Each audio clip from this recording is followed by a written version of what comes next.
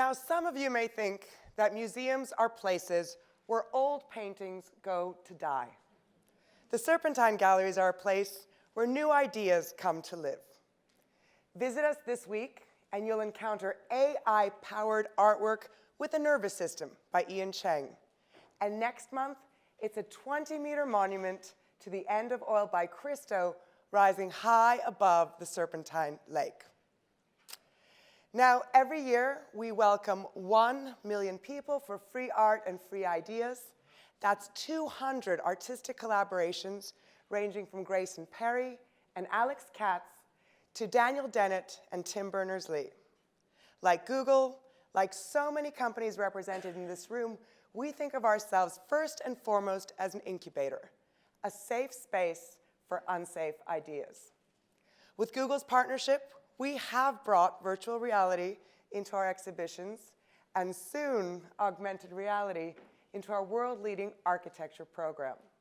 That program is shaped by Richard Rogers, by David Adjaye, and it was started by our late great friend Dame Zaha Hadid, who always said there should be no end to experimentation. For myself and artistic director Hans Ulrich Obrist, that has become our mantra as well.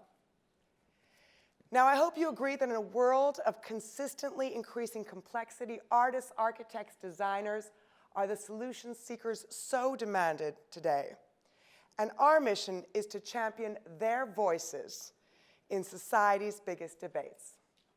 And what a voice we have in the artist we're about to meet. Innovation has not only driven him, he has driven innovation. With his brush in its many variations, he has immortalized the most colorful and controversial characters, as we're about to see.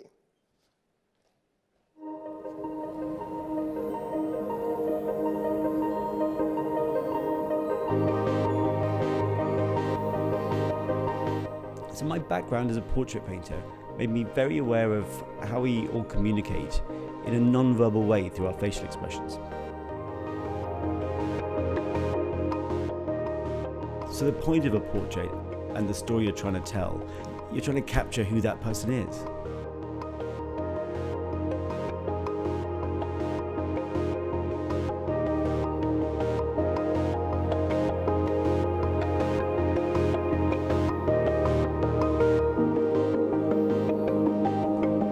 What I found was that I was basically making the same gestural brushstrokes and marks that I would make in an expressive painting, yet I was doing it in a three-dimensional space, and effectively, what I was making was painted sculpture.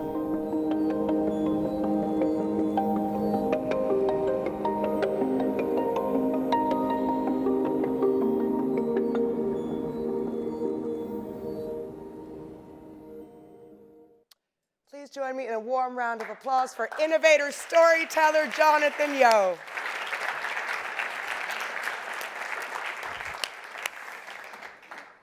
So Jonathan, please tell us, what is painted sculpture?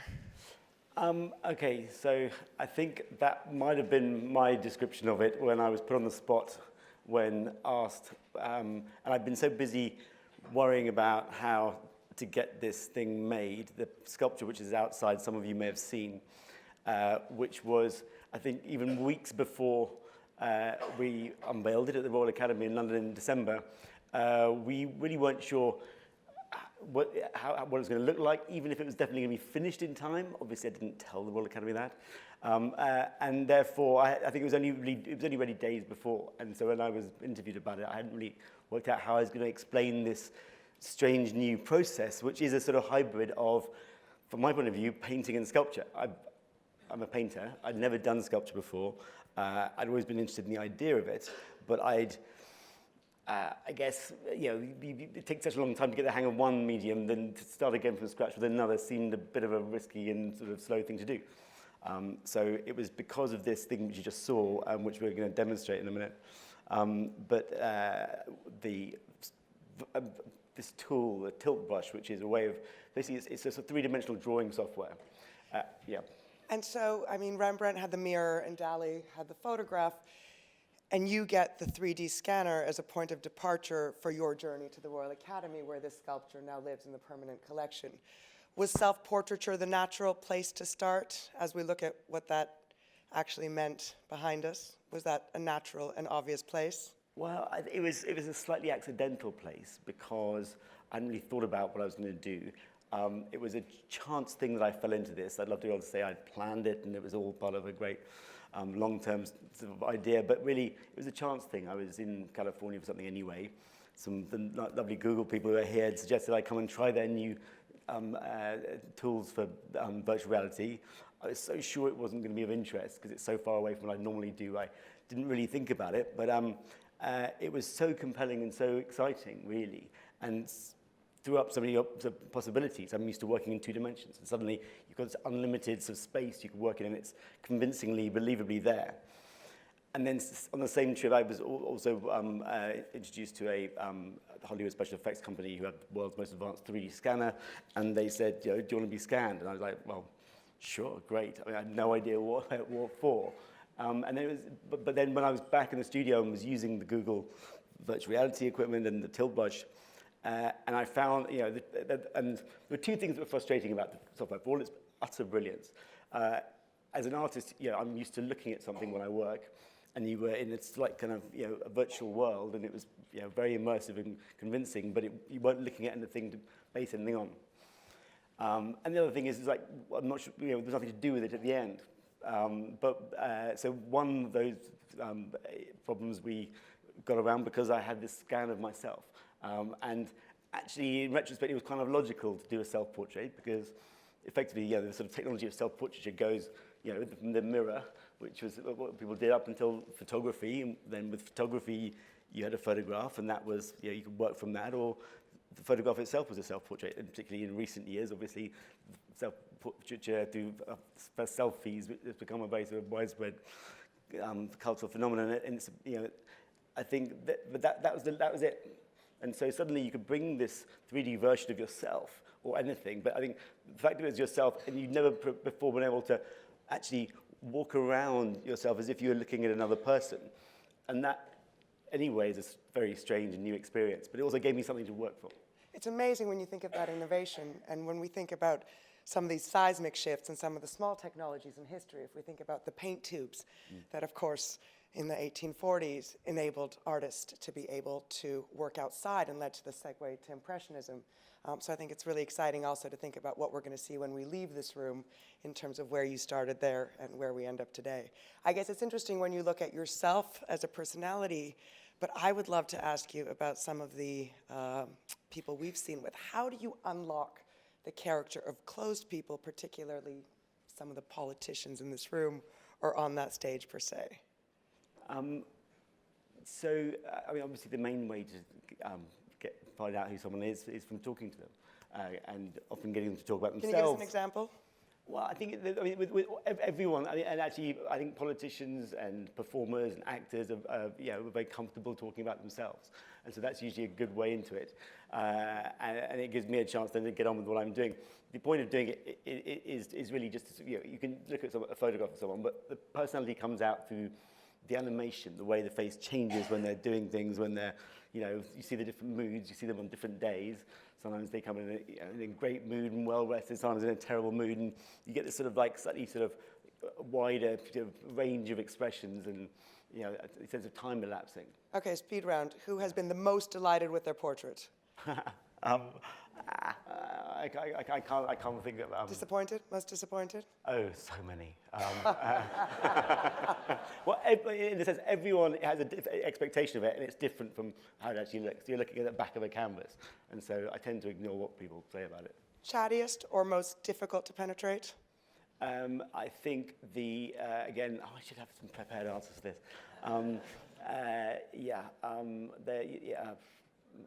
The comedians are a good company. Artists are always interesting because you feel they're sort of testing you in other ways.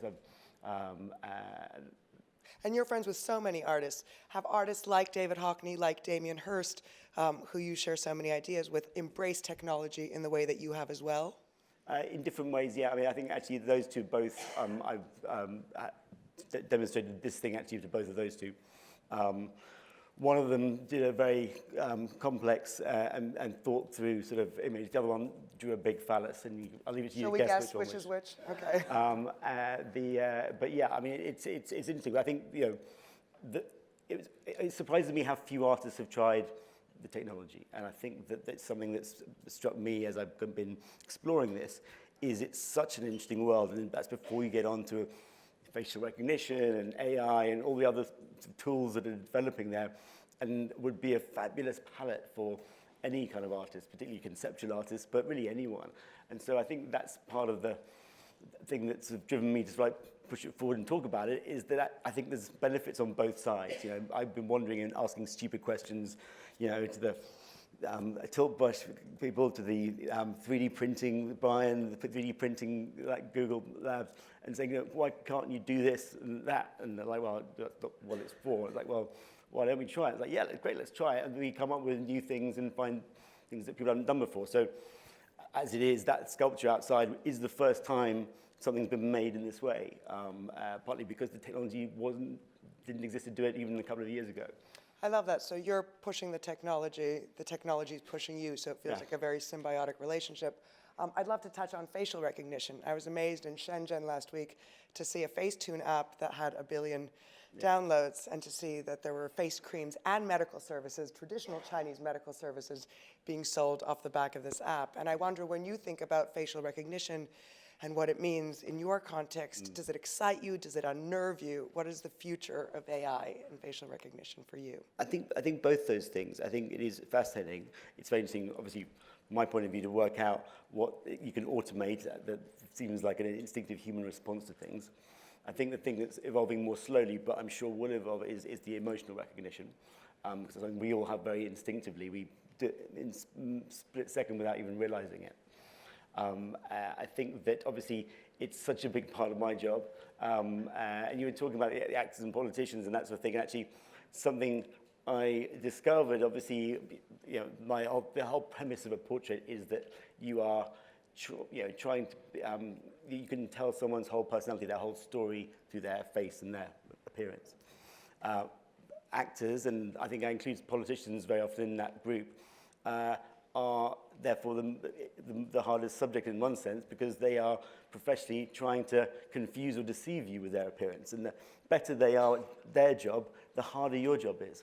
And so there's a slight paradox there, that the reason you want to paint them is probably because they're very good at acting, but therefore they're the worst subject for a portrait. And that reminds me, of course, you've also painted a fictional character. Can you tell us a little bit about that? Oh, yeah. I've actually more than one, but I think the one you're talking about is the President Underwood in the House of Cards. That would be Frank Underwood. President Frank Underwood.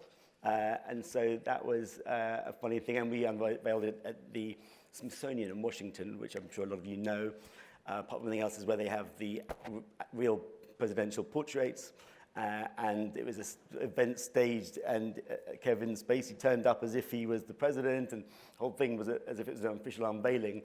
And it left everyone confused. I think I was even a bit confused by the end about whether it was real or not, because everyone was playing along with it so well. And the fact it was in the city where it was all going on, in the run-up to obviously the Trump election.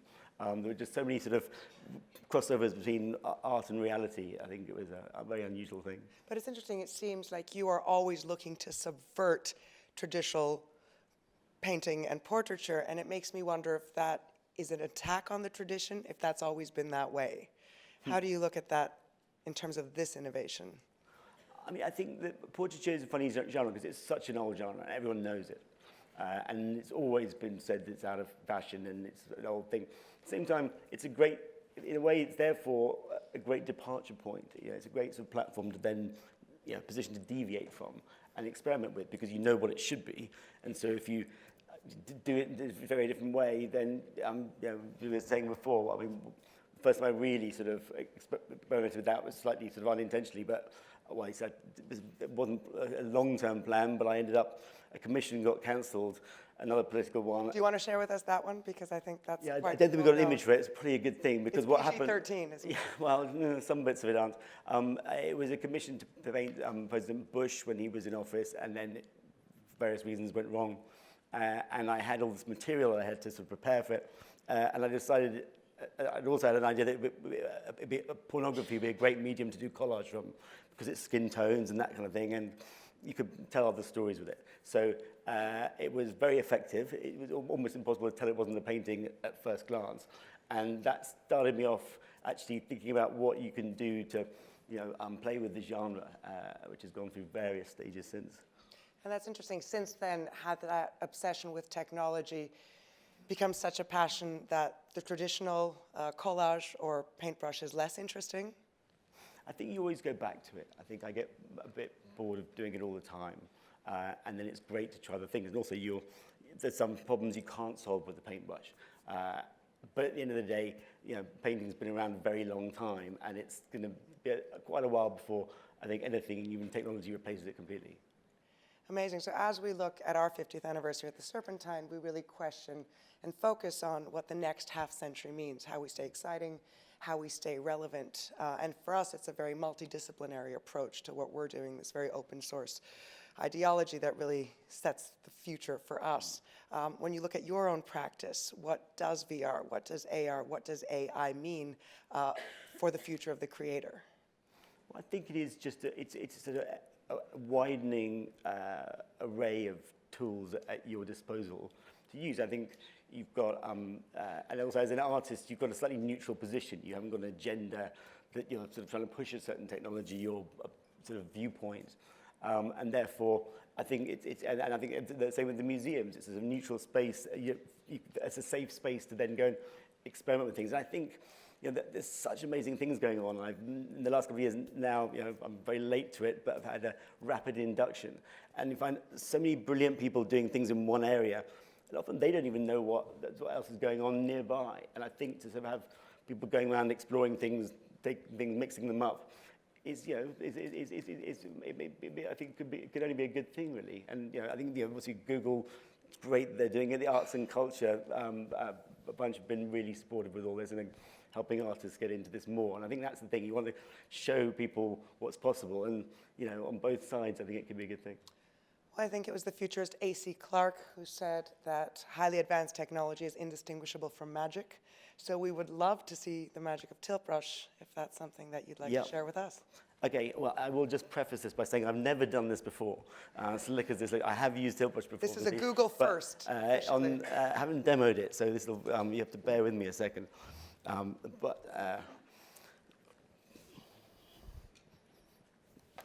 A lot of you will have tried this, I imagine, so I won't spend too much time explaining the basics. Haven't you invite everyone to your studio? Absolutely, everyone. Yeah, we have got this there, and it's also here in the building, and also outside we've got an AR version of these things. But basically, if you can see what I'm seeing, I now have a palette here in this hand and a brush, for want of a better expression, and I can draw things a bit more precise, and I'll just do a quick thing to give you an idea of this, how you might do it in a sort of going at it from a conventional point of view.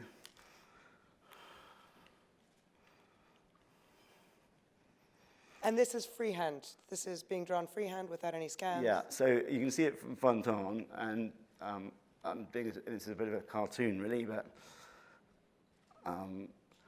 just to give you an idea of the possibility. And this is what's unusual about it. So it's a three-dimensional thing, and I'm rotating it with the other tools and keep on adding to it. And the fun of this is, it is as bonkers as it looks. It's just, you've got no frame of reference. You're not doing it on a flat surface or with resistance or anything, but every mark you make is completely accurately frozen with all its mistakes and everything else. And you can make it as big as you want. You can inspect it. I think the thing that's most mesmerizing to me was that when you drew something, it would lock it in space, and literally your relationship to it is as if it's actually there. And that is extraordinary. Obviously, there are other ways of making sculpture of all kinds. There isn't a way that's like this, which just has this free sort of movement, and you can change the sort of shape of it and the color and everything. I've just kept on this. And it doesn't have to obey the laws of physics. It's not attached to the ground. It's a completely different way of working. Anyway, I'm just going to... Do you foresee animation and movement as a desirable next stage? I think some people are doing that already, and I think actually it's interesting. One of the, I think, reasons that it was that so far actually animators and illustrators have been using this a lot is that thing that they're used to working in a space without looking at anything. And I think when AR is more functional with headsets, that will transform this. This software will suddenly come into its own, and everyone will use it everywhere. Because you'll be able to just draw in the room around you and everyone will be able to see it. Okay, I'm going to load one that I prepared earlier. So yesterday, Adwa and I scanned her. Again, I've never done this before. They're the scans. Where's she? So this is a speeded up version of what I was doing last night, which is the start, if you can see. So that was her.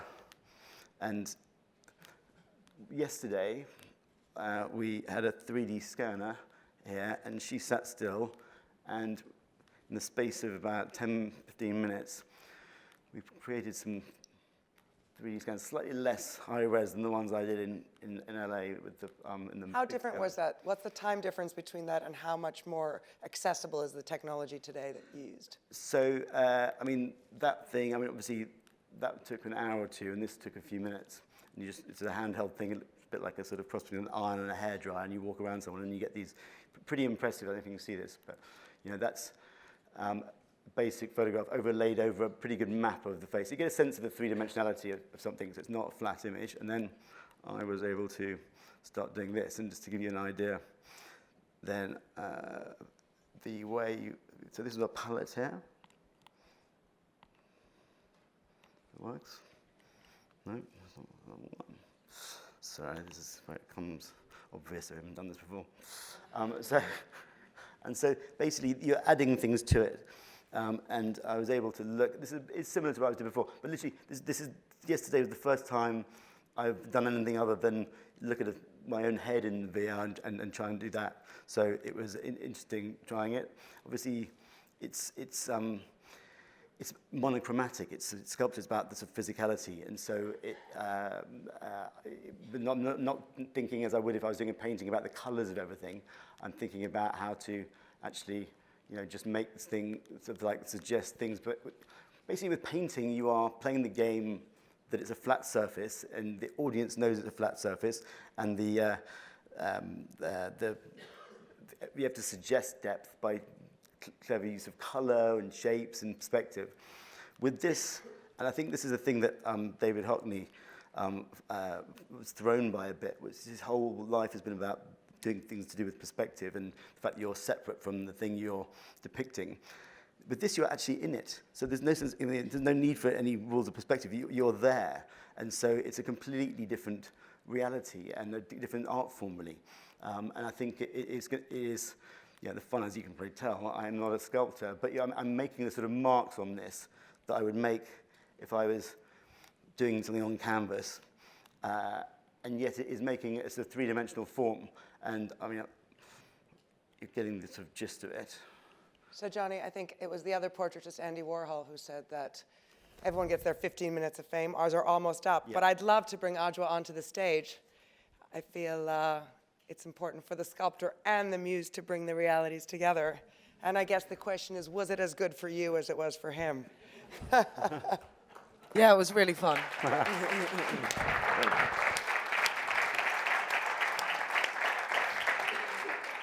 I'm just so happy I've finally become like a sim.